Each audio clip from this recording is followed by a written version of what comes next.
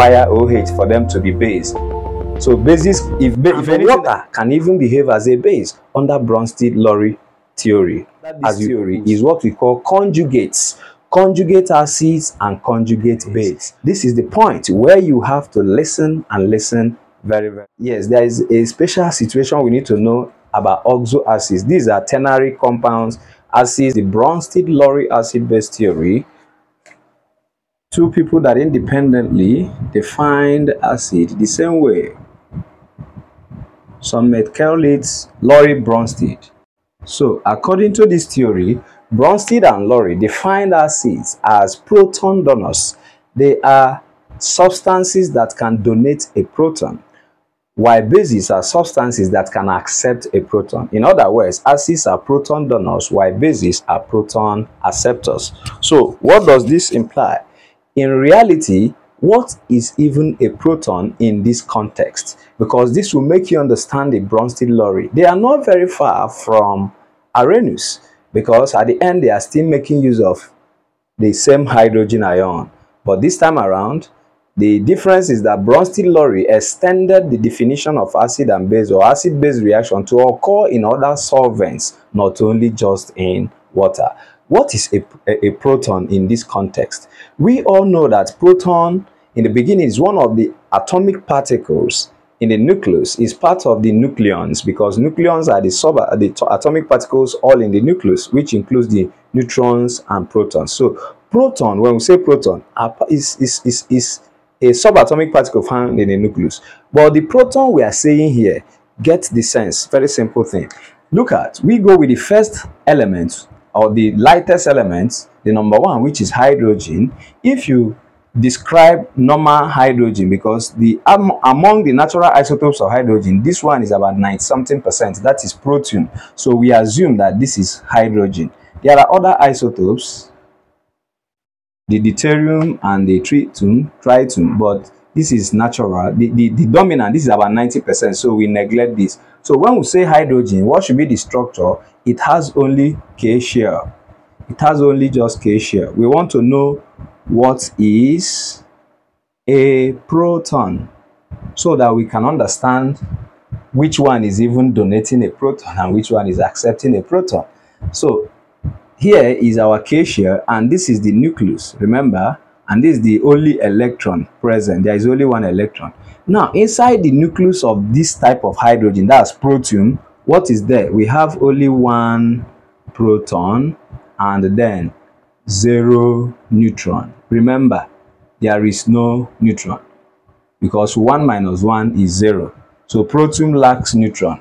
That's why we see protons and electrons as fundamental particles found in every matter, because this one don't have neutron. If you include neutron, we have matter such as proton that doesn't have neutron. Okay, so in this case, when we now say if this is X, and X originally had 12 electrons, if it loses 2 electrons, what happens to X? X will become what? 2 plus. This 2 plus means it has lost 2 electrons, because it will have excess of 2 protons. 12 is atomic number, which means there are 12 protons in the nucleus and 12 electrons because it's neutral. When it loses now 2, what remains is 10 electrons. You now say 12 minus 10. That's why we got plus. There will be more protons than electrons. So we have excess of 2 protons here. That's why we say when elements ionize, when atoms ionize by losing electron, their charge increases. Let us apply this to this. Remember, this is 1. Okay, hydrogen is this. There is only 1 here, and when it is neutral, it means it has 1 electron and 1 proton. What if it eventually loses electron? What happens? It becomes H plus. This H plus means it has lost the only electron outside, so this shell is gone. It's now the nucleus that remains, and remember that the nucleus is only made up of a proton. Therefore, this is a proton. What is a proton? Proton is just positively charged ion, a hydrogen ion, positively charged hydrogen ion. So as far as this theory is concerned, when I say a proton, I mean hydrogen ion, H plus. That is the proton we mean here, not actually going to extract proton from other compounds. So According to Bronsted, acids are proton donors, which means acids are the sources of this hydrogen ion. That's why I told you earlier, they are not very far because this is still repeating Arrhenius, but in a different form, donating proton now and accepting proton, removing OH in play now. So bases don't really require OH for them to be base. So bases, if anything that can accept this hydrogen ion, it automatically becomes a base.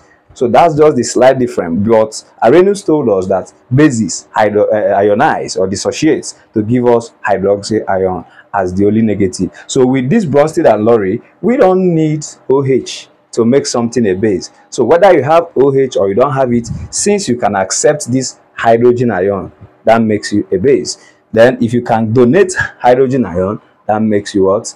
An acid. Now, the limitation to this Bronsted-Lowry is that to the extent at which substances dissolving in a solvent, or that any dissolved substance, the extent at which it will be an acid or a base depends on the solvent. I know this might be confusing, but when I give examples, you will understand what I mean. But just know that the limitation is that to the extent to which a substance dissolved behaves as an acid or a base depends on the solvent, which means if the solvent is a strong proton donor, the substance dissolving must be a base. So with this Bronsted-Lowry, you can see some acids, some things we know well as acid according to Arrhenius, will be forced to behave like a base.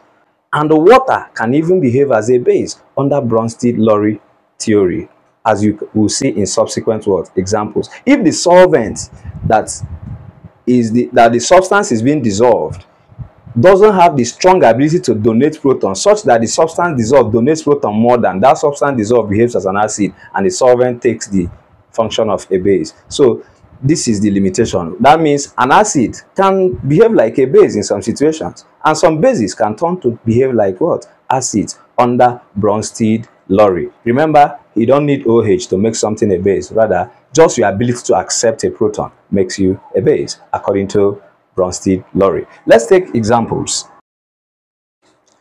Remember that we said that a proton is hydrogen ion. Why? Because H plus have 0 electron, 0 neutron, but just a proton. Therefore, it is logical to call it nothing but what? A proton, because the only surviving particle there is a proton.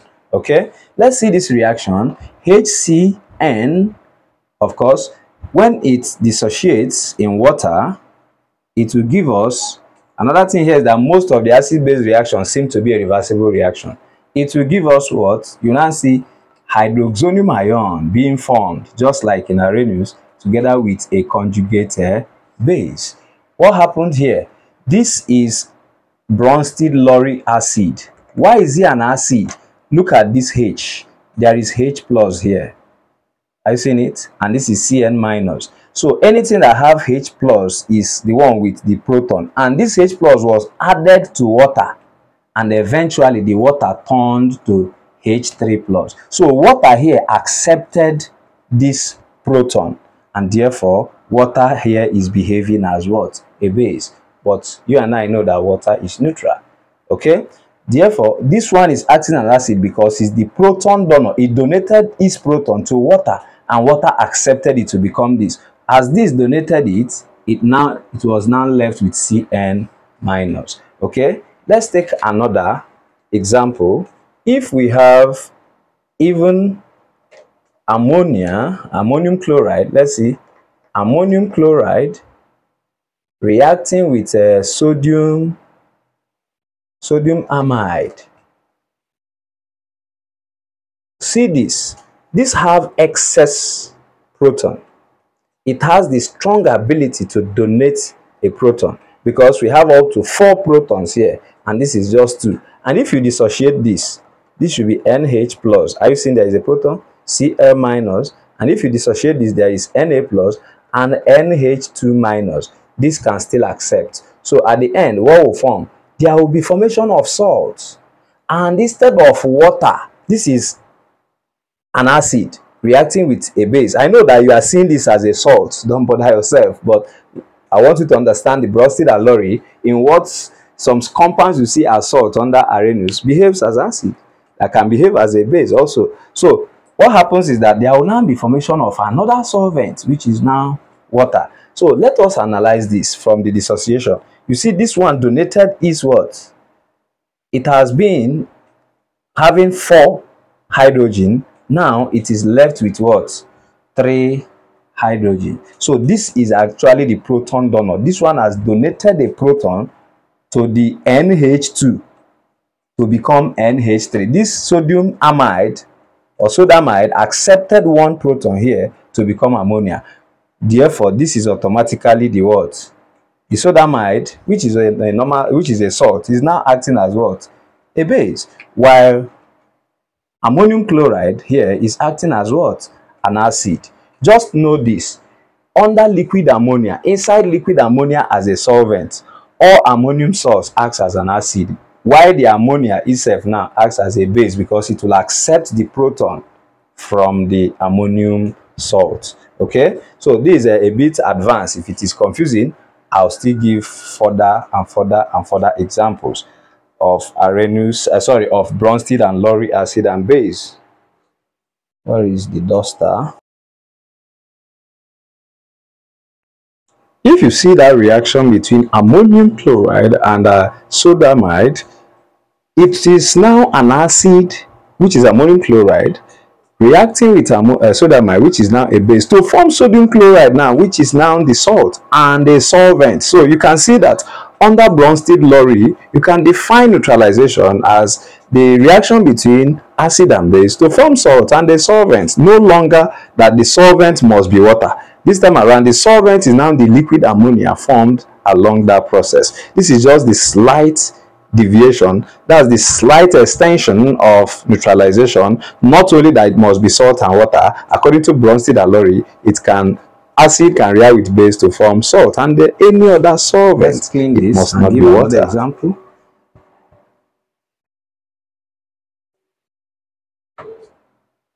In a situation where you have even the so-called the mineral acids, the binary acids such as HCl, of course, when they react with water, what happens? They are strong acids. They donate their proton more than water can do. So what happens? Water will accept, just like this is exactly the same thing I wrote in the other, only that this was Cl, the other one was Cn.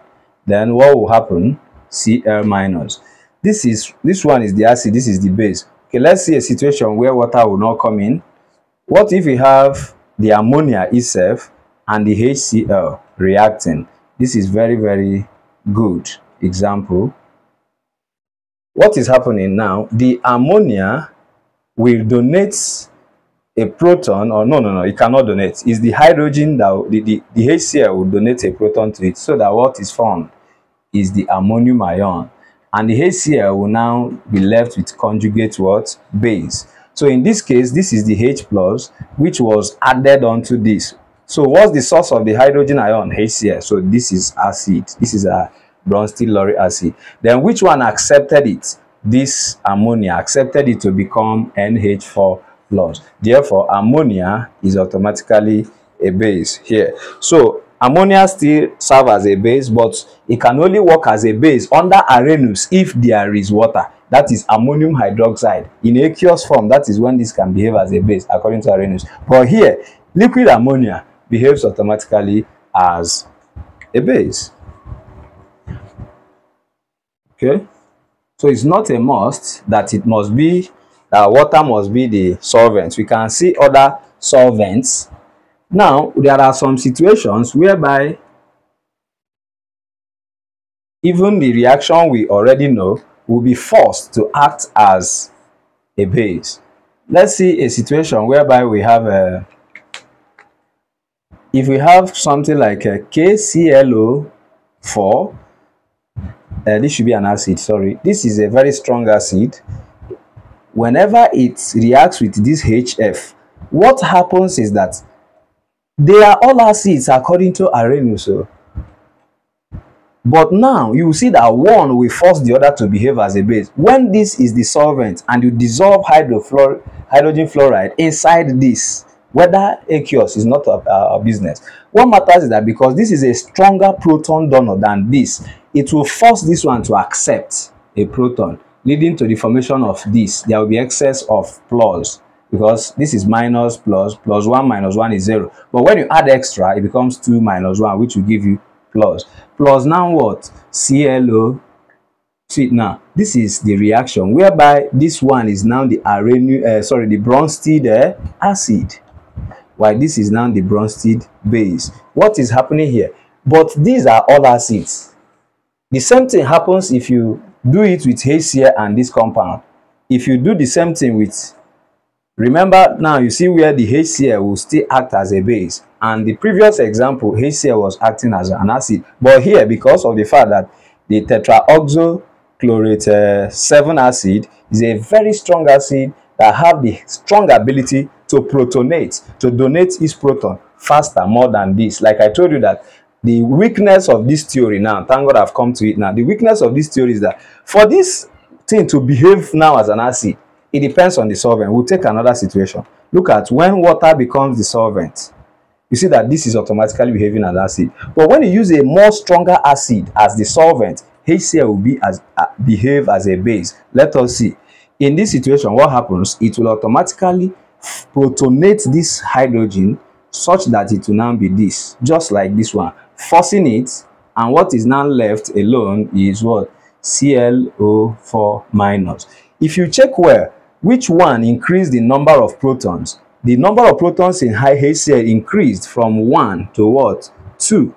Therefore, it is this that accepted proton, and proton acceptors are Bronsted base, while this one now is an acid.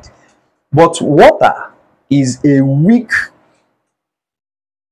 proton donor. It donates proton, but not as strong as HCl. Therefore, if you dissolve HCl in non-water, if water becomes the solvent where you dissolve HCl, what happens? The HCl will automatically protonate the water instead of otherwise, instead of accepting.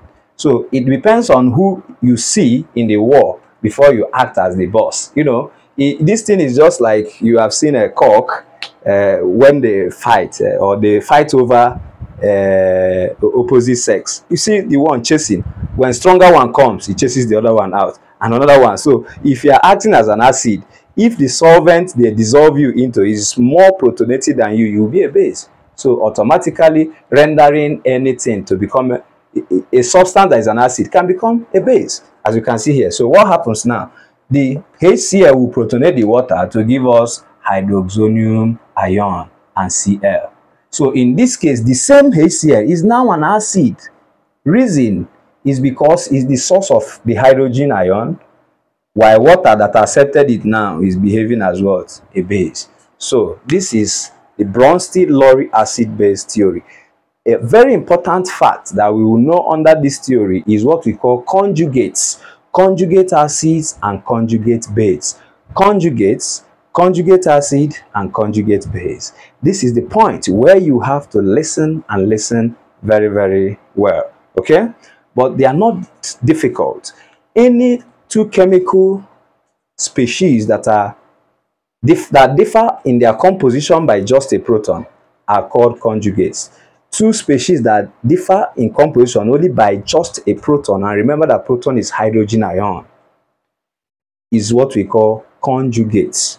Or species that are related by proton loss or gain are conjugates. Two species that are related by proton loss or gain. See what I mean? If the difference between you and I that is watching is just hydrogen ion, you have 2 hydrogen and I have 3. If I give you 1, you become me. And if you receive from me, I will become you. So in that case, 2 species that are related by either proton loss or gain are called conjugates. If the only difference between you and I is just a proton, meaning a hydrogen ion difference, it means that 2 of us are conjugates. Conjugates form one another interchangeably by the loss or gain of proton. I will show you what I mean on the board now. Okay. There are 3 reactions here we are seeing. I'll start from that first one. Do you see these 2? The only difference between HF and H2F is that HF have 1 hydrogen, which is proton, less than this. there wouldn't be any charge here because the net charge of plus and minus has cancelled out here. But here we still have plus 1 times 2, which is 2 minus 1. That's why we had extra plus 1. But what's the difference? This species have 1 hydrogen extra. So you can form this species from here. If I remove 1 hydrogen here, it becomes HF. If I add 1 hydrogen, which is that proton here, it becomes this one. So HF and H2F plus in this equation are conjugates. Now let's look at these ones. Let's look at the second one.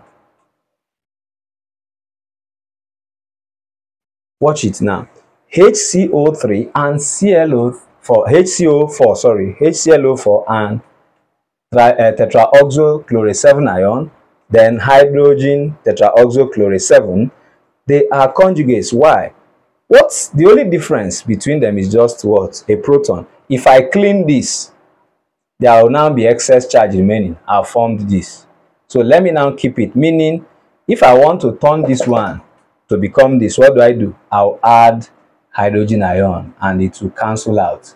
So you see that this and this are conjugates. Why? Because they are only related by proton loss or gain. If you remove hydrogen here, you form this one. If you add hydrogen here, you form back this one. That's if you remove a proton here, it automatically becomes this. If you add a proton here, it automatically becomes this. So such species are conjugates.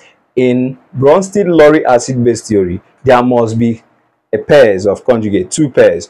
This and this conjugate, this and this conjugate. So let's check if you can trace conjugates here. The same thing. This is an acid and look at the conjugate. So this is an acid, look at the conjugate. This is a base, look at the conjugate. Every acid has its own conjugate. Every base has its own conjugate. But the question now is, the conjugate of an acid is called conjugate base, while the conjugate of a base is called an acid. Oh my God, are you confused? Don't be. Listen up. Wife, you cannot say wife of a woman. If you say wife of a man, if you say husband of a woman, conjugate base of an acid, not conjugate base of a base. No, conjugate base of an acid, conjugate acid of a base. Just learn it that way. I'll clarify you very, very well now. I said every strong acid has its weak conjugate base. Every weak acid has its strong conjugate base. The same thing applicable to bases also. Bases have conjugate acids, while acids have conjugate what bases. Now, to keep it clear and help you answer questions in exam, the ones with charges, that's where you look at your conjugates. But the one without charges, having the protons, are where we see acid and base. Every acid must be linked to its conjugate. Every base must be linked to its conjugate, because often they will tell you what's the conjugate base, what's the conjugate acid. After this class, you will not get confused again. Remember, I've not defined what is a conjugate acid and what is a conjugate base, but I've just stated how to identify them. Let's use HCl again plus the same water, or let's say with ammonia, to give us forward backward NH4 plus Cl minus. Okay, looking at this equation, HCl and Cl are conjugates. Why are they conjugates? Because they are related by proton loss or gain. If you remove a proton here, it forms this. If you add a proton here, you form back this. While this and this are conjugates, they differ only just in proton. The difference between this and this is just what? A proton. That means if I should add H plus to this, I'll get this. If I should remove H plus from this, I'll get back this.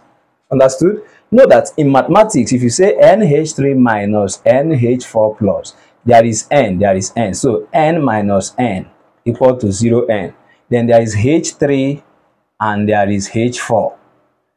And there is a plus. If you remove 3 from 4, it remains only but H and the plus that remains. Are you seeing it now? So this is why they are conjugates. They only differ by their proton number. If I am 1 proton more than you, we are just conjugates. Now, we have seen conjugates. Our work now is to see, remember that this is Bronsted base, this is Bronsted acid.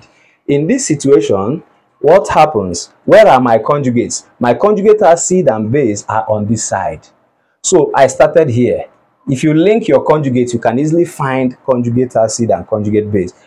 Ammonia and ammonium ion are conjugates. Ammonia and ammonium ion are conjugate. This is a base. Automatically, this is called conjugate acid.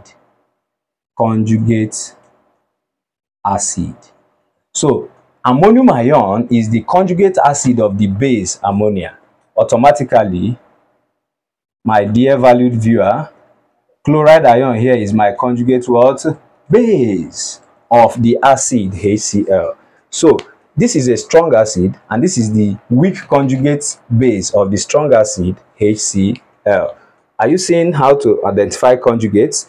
Simple. If you are finding it difficult, on the product side, that's where you find conjugates. The one with negative, you call it conjugate base. Do you hear me? Very simple. The one with negative charge, call it conjugate base. The one with positive charge, call it conjugate acid. But remember not to say conjugate acid of an acid. Say conjugate acid of a base. Conjugate base of an acid. So let's check if you can actually identify conjugates in this equation. If we have CH3COO H plus let's say we have the same ammonia, what do we have? We will have CH3COO minus plus NH4 plus. Very, very interesting. Can someone identify conjugates here? You see, I just told you what's the difference between this and this. So these are conjugates. These are also conjugates. Now, according to Bronsted, this one is the one that donated hydrogen. The hydrogen is lost. That's the proton. Automatically is the acid. This one is the one that gained the proton. It increased from H3 to H4. So it gained a proton. Therefore, is the Bronsted base. So automatically, this is my conjugate acid. Conjugate, not true. This is the conjugate base. Sorry. This is the conjugate base of the acid. Ethanoic acid or acetic acid. While here is still remains the conjugate acid of the base ammonia. So with this, I think I've cleared you in the idea of knowing conjugates and so on and so on. So this is it about Bronsted-Lowry acid and base theory. I take it again that the theory tells us that acids are proton donors and then bases are proton acceptors. What is a proton? Just hydrogen ion, H plus, because the only surviving particle there is hydrogen ion. Then the limitation to this is that for any substance that is dissolved in a solvent to behave as an acid or a base depends on the nature and the ability of the solvent is dissolving into to donate or accept a proton. Water doesn't protonate easily, so it usually acts as a weaker acid, such that when you dissolve this HCl, HNO3, dissolve them in water, automatically they will behave as Bronsted acids because they will now protonate the water instead of the water doing the opposite. But this same acid, when you dissolve them in solvents that are far more protonating than them, that is those ones that give more hydrogen, they will behave as a base. Where you saw that HCl can behave as a base when it is reacted with KClO4.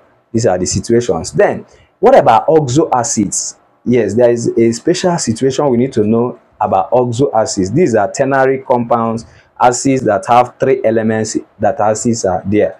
How do we know the protonating ability? Listen up. The more the oxygen atom, when I say oxo acid, like H2SO4, like HNO3, like H3PO4, there is oxygen. Unlike HCl, is not oxo acid. Unlike HI, is not oxo acid. HF, these are not oxo acids. But when we say H2SO4, how do we know the one that will protonate more than the other? H2SO4, we have H2SO3. The more the oxygen atom, the stronger the acid, the stronger the protonating, because when the negative charges are distributed more around more negative atoms, it is easier to liberate its hydrogen ion. That is why H2SO4 is a strong acid strong protonating acid than H2SO3 because there is less oxygen in H2SO3, but in H2SO4 there is more oxygen. Now predict between HNO3 and HNO2, which one should be a weaker acid? HNO2, because it has less number of oxygen. That's the secret. What about H3PO4 and H3PO3? Which one will be a stronger acid? H3PO4.